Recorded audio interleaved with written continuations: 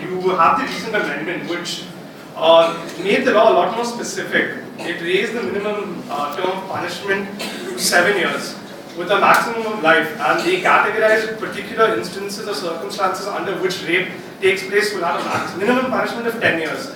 So if you're a bureaucrat or you have economic or social sort of dominance or control over the victim, then your minimum punishment would be 10 years.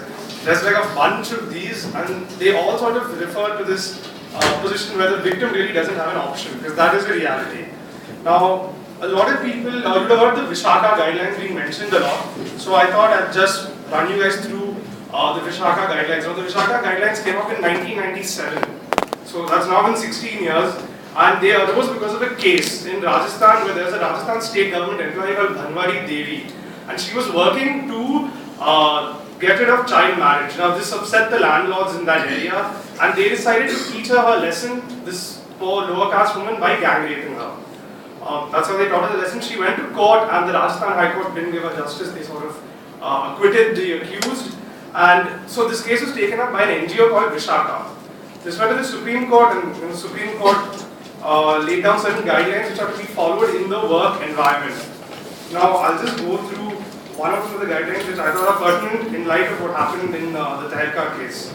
Now, among other things, what the guidelines specify is that where such conduct amounts to a specific offence under the IPC or under any other law, in this case it is an offence under the IPC, it's rape, the employer shall initiate appropriate action in accordance with law by making a complaint with the appropriate authority.